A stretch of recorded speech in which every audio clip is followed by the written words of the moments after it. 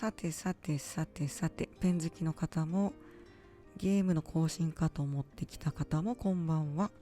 今中国の万年筆がぐいぐい成長してるんですよ。すごい勢いなんですよね。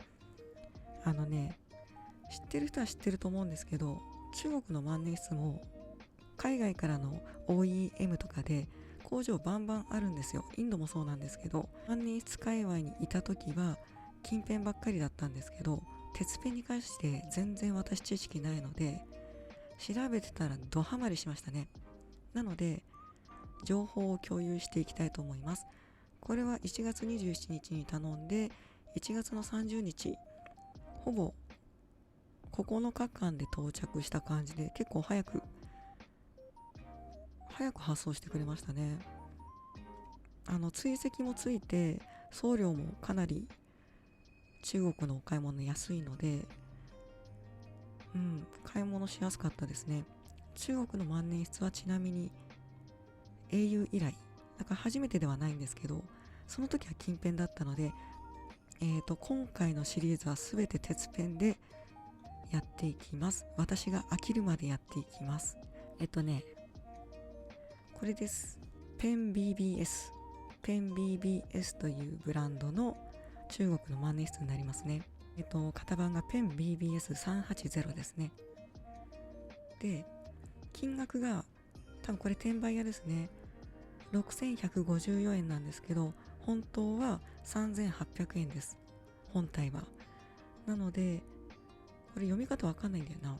ETSY のこのサイトか、もしくは eBay、もしくは Alipay、この3つを比較しながら、本体価格を確認して購入しないとぼったくりに遭います。で、そう、ローラーボールペンいらないんだけどついてくるらしいね。その分安くしてほしかったけど。手袋、よいしょ。じゃあこれを、ちょっと待ってね。外で申し訳ない。で、画面内に戻して、すごいなんか、ちゃんと梱包してある。それだけで感動するんだけど。でもいいな、この梱包。メルカリでなんか、お安く買った感じの梱包でなんか、いいね。このズボラ感好きですよ、私。自分がズボラなんで。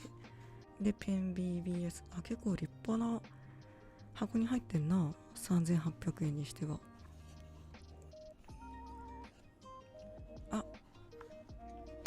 磁石になってるね。磁石で開けます。案外いいやん、これ。当たりのやつ、これ。当たりのやつ、ちょっと待って。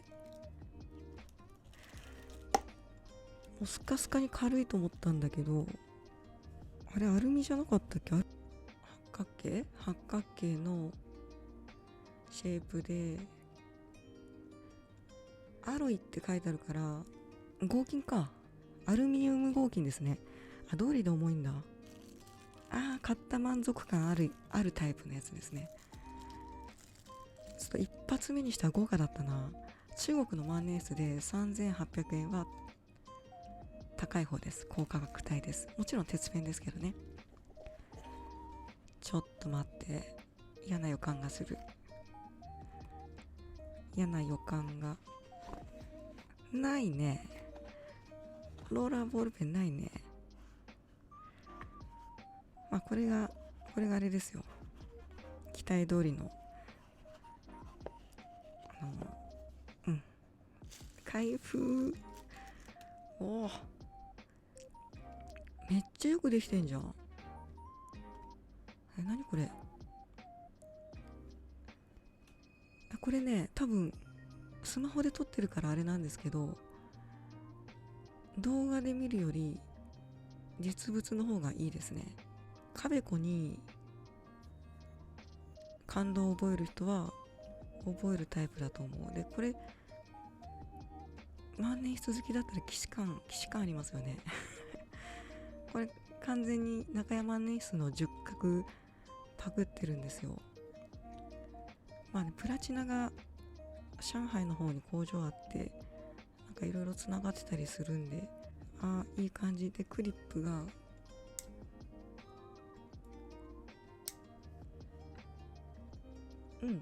程よい硬さ。全然安っぽくない。で、転換がちょっとコンバースしてるかな。星があって、で、こっちがお尻の方で、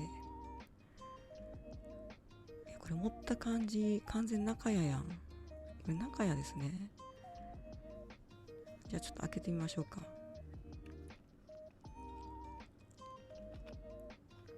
わかるかな、この音。ちょっとマイクに近づける。ちょっと苦手な人は苦手な金属音かも。こういう音ね。ここに段差ができちゃうんですよ。十角とか十角ツイストって。それもちゃんと表現されてますね。これほぼ同サイズじゃないかな。こちらのペン BBS は日本でいう2ちゃん5ちゃんの掲示板の万年筆愛好家が立ち上げたブランドになります。中国で上海2005年に設立かな。だからコピーはしてるんだけれども、クラフトマンシップがすごくて、ツイスビーと同じぐらい世界で認められてきてるメーカーさんになりますね。でも詳しく調べると、ペン BBS が作ってるんではなくて、ペン BBS の愛好家が作りたいものを中国の個人なりちっちゃい工場なりに頼んで作ってるっていう噂もあります。ただ定かではないです。中国国内でもペン BBS って中国のメーカーみたいな質問してるぐらいなので、まず前兆からオフィシャルな数字は後で画面に載せときます。これ一番安いやつだからね、5寸法な可能性なんだよね。146mm か。ちょうどいいですね。146mm ってことはほぼ中屋と同じですね。で、こういうメジャーでなぜ測るかっていうと、大体の寸法を知っとくとこのぐらいの感じで書けるなっていうのが分かると思うんで、服もそうですね。服の幅とか丈とか寸法を頭に入れとくと、店ごとに S サイズ M サイズとか違うじゃないですか。そんなの関係なしに寸法だけ見ればどんな感じでフィットするか分かるっていう。万年筆も一緒ですね。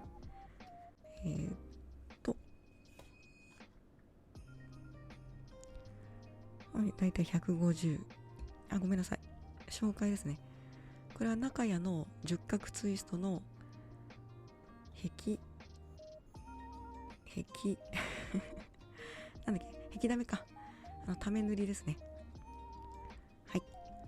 主人公じゃないんで今回の説明はだいぶ省きます。150、さすがだね、ぴったり。で、キャップがだいたい69、67、まあそんな変わんないか。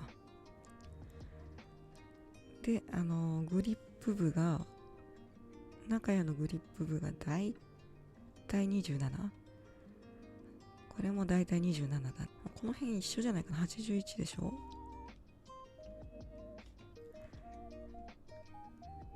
80、81、80でもほぼ同じですね。ここのネジの部分が違うぐらいかな。あとツイストの向きが逆。あとこっちが十角でこっちが八角。この2つの違いですね。本当に八角に見えないんだけどな。ごめん。八角ってさ、これは八角なんですよ。タベコの。で、こっちが無印の六角、これどう見てもあれだな、数多いよ。ちょっと数えていい？ちょっと数えます数えます。動画撮影中に。1でしょ、2、3、4、5、6、7、8、9、10画じゃん、これ。公式間違えてますね。これ10画ですね。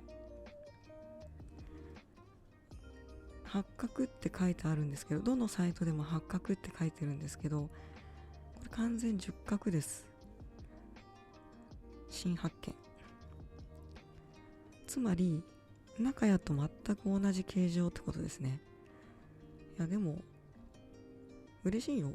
なんかコピーはしてるけど、なんだろう、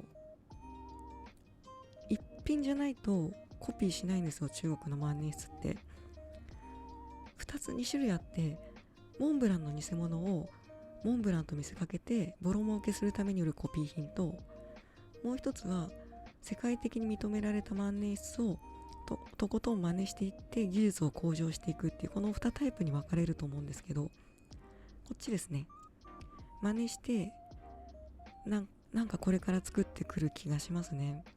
これでもなんだろう、十分新しい万年筆な感じするんだけど、なんか脳湧いてきちゃったかな。いろいろ見すぎて脳湧いてきちゃったかしら。私はありだと思いますね。これを初めて見た人がオリジナルのこっちを見て買うかもしれないじゃないですか。コピーが一概に悪いとは私は思わないというか、認められたのかなと思います。なんとなく中絵の方が太いグリップな感じはしますね。まずは全体の重さ、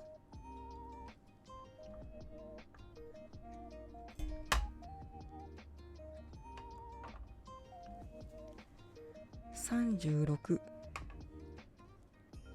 キャップが 14.4、 インクの入ってない状態ですよ。インクの入ってない状態で 21.7。 中国の万年筆で重けりゃいい時代があって、重くて豪華な万年筆をひたすら作っていた時期というか、今も作ってるんですけど、それはなんか 60g とかさ、スマホで文字書いてるんかいっていうぐらい重いんで。で中屋でしょ、 27.7。 標準ですよね。20から27はだいたい快適な重みです。キャップが 9.3 で、これもインク入ってません。インク入ってない状態で 18.4g。 まずキャップ内部ですね。380、ペン BBS の380のキャップ内部、イント合うかな。あったちゃんとやってるな。世界の万年筆愛好家のじいちゃんたちが喜ぶわけだ。なるほどね。ぴったりだね。こっちが中屋ですね。綺麗に削ってますね。さすがです。ペン BBS のファインになります。細字、ファインって細字って意味なんですけど、でこれがバイカラーっていうんですね。シルバーとゴールドの色合いをバイカラーっていうんですけど、例えばちょっとペン先の話になるんですけど、世界的にブイブイ言わせてるのがドイツのボック社とヨボで、だいたいこのバイカラーになってる方が500円ぐらい高いんですね。でスチールニブ、ステンレスの鉄ペンのこのニブはその有名どころで12ドル、15ドルぐらいしますね。1800、1900円ぐらいします。ちなみにこのペン BBS の2部を単体で買おうとすると、それもまた1300円ぐらいしますね。他社の2部よりもこのペン BBS の2部は評判がすこぶる高いですね。なので楽しみです。そのペンシンによって不具合が結構起きたりするんで、で中屋は樹脂ですね。中屋のペンシンもね、いろいろ変わってきてるんですよ、年代によって。ペン BBS のペンシンですね。これ一瞬見るとエボナイトに見えるよね。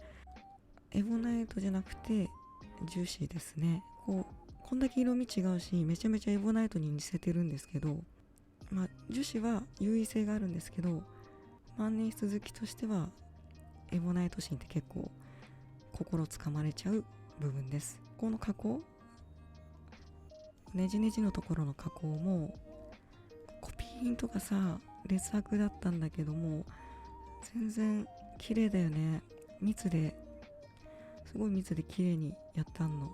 インクを入れていきましょう。もうね、万年筆卒業して一切道具も全部売っちゃったので、取り急ぎ沼ってダイソー行ってきました。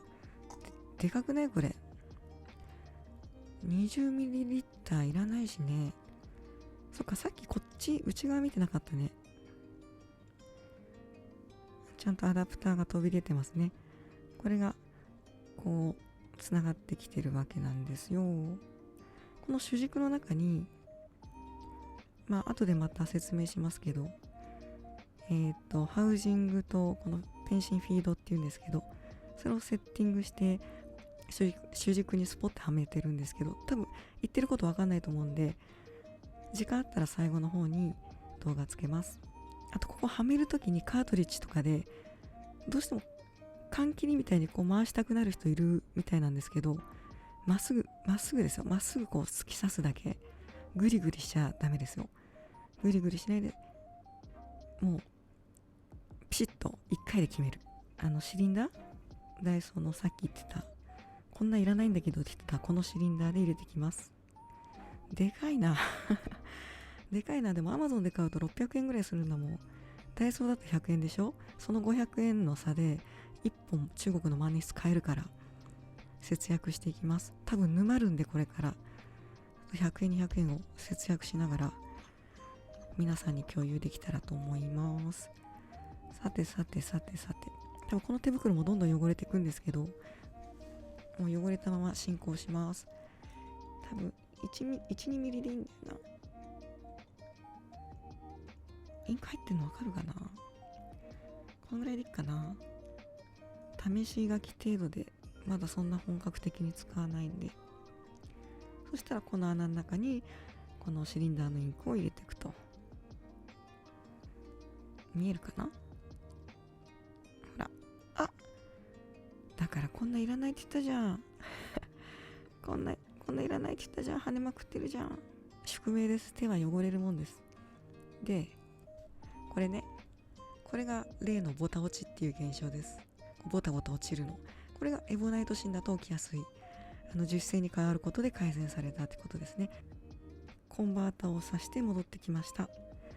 ボールペンと違うのが、このコンバータ挿してこれをちらっと見立てて、ここが毛細管現象が起こるとこなんですけど、この細部までインクが行き渡るのを待ってください。インク来てないのにガシガシ書いてインク出ないとかやってるとペン先が壊れちゃいます。ペン芯とニブの間にインクが溜まってんの分かりますかね。今にも垂れそうな感じで、これから初めての試し書きなるものをやってみたいと思います。超ドキドキする。ここが一番ドキドキするよね。2部だけじゃなくて、その2部の形状とか、そのペンシンのインクフローとかだけじゃなくて、この軸の重みとか長さとか手の持ち方によって相性変わってくるんで、その相性っていうのもあれだね、好きであれば自分の手が勝手に合わせに行く。例えば好きな子が自分の好きな寸法じゃなかったから嫌いになるってないじゃないですか。反対にちょっと寸法が違っても好きなところを見つけていくっていう感じかな。ペンもじゃあ書いていきましょう。いや違うな、先にこのペンについてか。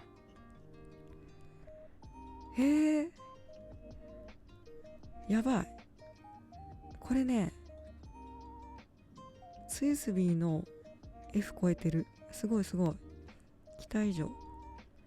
F2 部ね。で、これは完全なるジャパニーズ2部の F だね。かなりこだわってるな。ツイスビーより個人的に感動してます。そしてなかなか脅威な存在かも。いや、書きやすい。カベコとサファリのヌラヌラプラス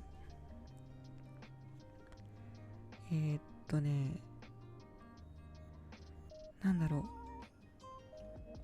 う、日本語向き、この日本語とかの漢字向きの日本語向きプラチナの字幅。じゃあ次はマルマン。また初めからいきます。ペン BBS の F2 部で、さっき書くの忘れちゃったな。L 版のエンパイアグリーン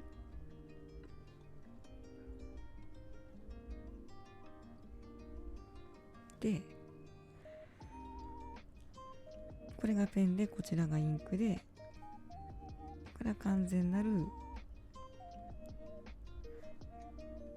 ジャパニーズ F の幅ですね。あ、やっぱり漢字圏だからこっち寄りなんだ。チンハオだけじゃなくて、このペン BBS もジャパニーズ F ですね。で、この紙が、私マルマン好きなんですよね。ここ小文字になっちゃった。こ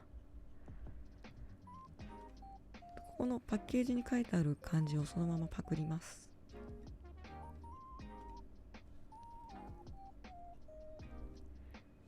ジライヤ、ナルト、ちょ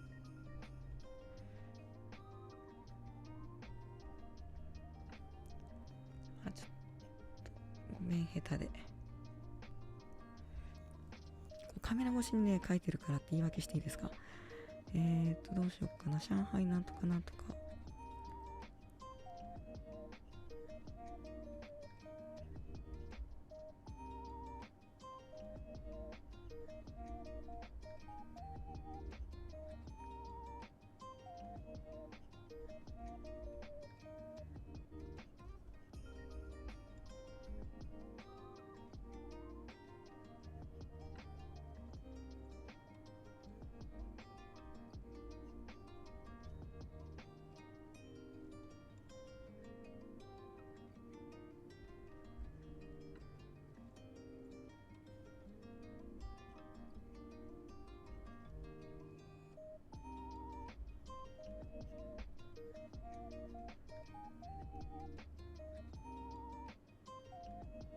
こんな感じか。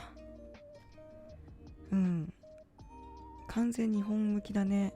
恒例のあれいきますか。でも全然ローマ字も書きやすい。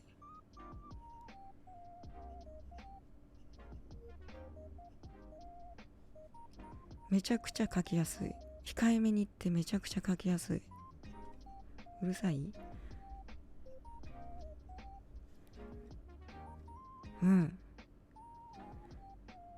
素晴らしいな。縦でしょ、横でしょ、斜め、比較的固めの2部で鉄ペンが苦手とする上向き。スムーズだわ。これね、ここ上向きのやつがかすれると外れなんですけど、全然かすれないもんね。こう上向きでかすれないってことは、左手で書いてこの引くような感じで書いても全然大丈夫ってことだな。書けない。左利きじゃないから書けないけど、多分左利きもねスムーズに書ける。これで ABC 書いて123書いたでしょ。あとはこれか、速記ね。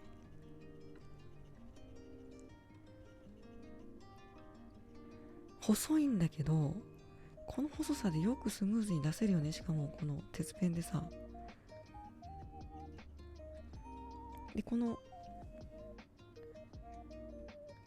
ペンポイントの当たりがなんかめっちゃ柔らかいの。多分5年前ぐらいから結構評価されてたんですけど、去年あたりから急にグイグイ来て進化が著しいんですよ。じゃあ次は無印の再生紙の落書き帳ですね。私が一番使う紙です。万年筆用の紙とか使わなくていいですからね。なんだろう、思ったより万年筆丈夫なんで、もう万年筆はただの文房具なんで飾り物じゃないので、好きな用紙でガシガシ書いちゃいましょう。ドライアップするぐらいだったら。でこれが無印。ほらすぐにじむ感じがねすごい好きなの。この紙質が悪いからにじんでくんだけど、これ無地ね。この感じが私は非常に心地がいいですの。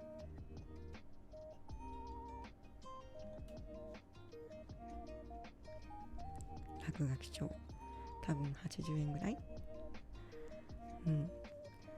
どんなに質の悪い紙でも書き殴って勉強してた方がいいかな。自分は基本学生や社会人で勉強とか日常使いする方はこういう鉄ペンでガシガシ。キャップレスのこれパイロットね。パイロットのキャップレスも安い鉄ペンの方が仕事や勉強に向いてます。マスヤの物書き、これも有名な紙です。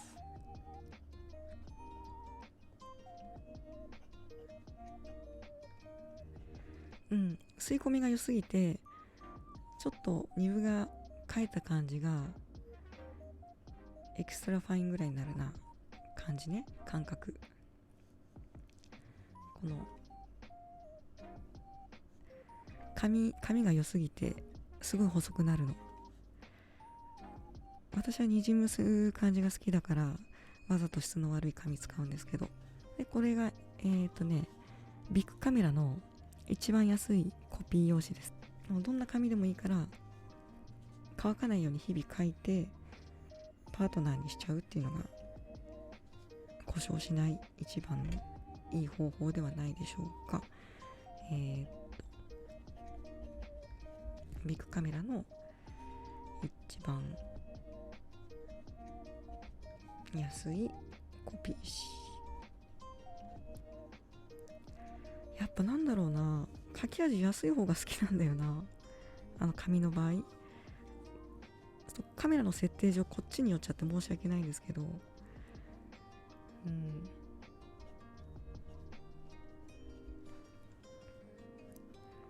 そうだな。節分ってどう書くんだっけ。合ってる？とても書きやすい。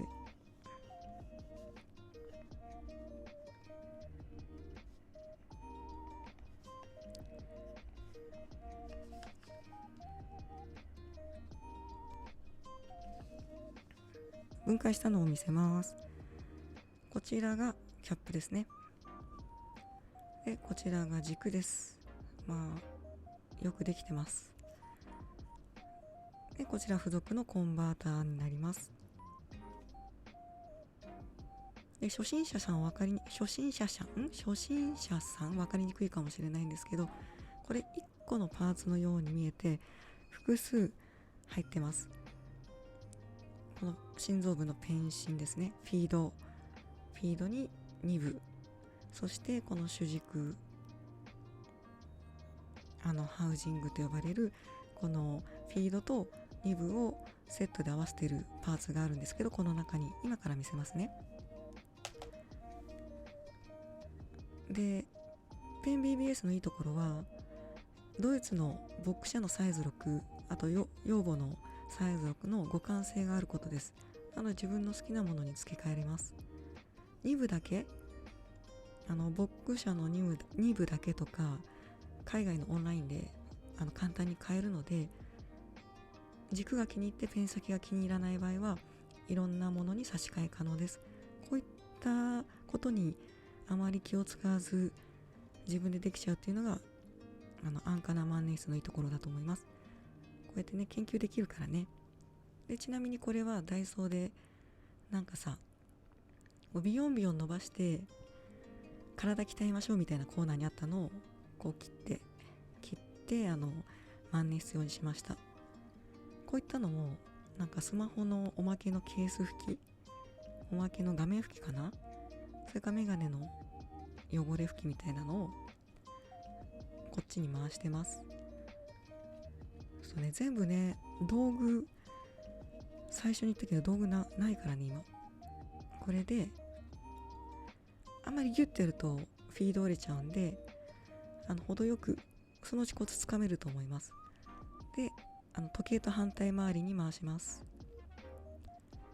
そうすると、最初回ったらもうこれいいです。そうするとわかるかな、ほら、これが主軸ね。で、これが心臓部、万年筆の心臓部です。これ見てわかる通りに、どうだろう、ちっちゃいかな画面。これがフィード、ペン芯で、こっちが2部、ハウジング。このハウジングって呼ばれるこのフィードと2部をプスって刺すとこ、これもね、それぞれ規格があるんですよね。で、ここにネジネジがあって、くるくるペリカンみたいに回してすぐセットできるようになってます。同じ軸だとつまんないから、しかもなんか転売屋でこれ高くなっちゃってるからさ、違う軸でペン BBS で M 字対応のがあれば私はまた購入すると思います。で、今後ももう近辺の方は卒業してるんで、中国の鉄ペンメインで気が済むまで今年はやろっかな。PS5 入ったらゲームに集中しちゃうと思うんですけど、そんな感じでペン BBS は中国オタクが作ったなかなか手強い、日本にとっては手強いブランドになりそうです。もうね、去年からね、どんどん新作出してきてるからね、ペン BBS だけじゃなく、この辺少し追ってみたいなと思います。自分も鉄ペンに関しては初心者なので、こんな感じで長い動画お疲れ様でした。もしお付き合いいただけるんだったら、また次回の動画も楽しみにしてください。ジンハオかウィンソンか、そろそろ到着する予定です。それではまた、バイバイ。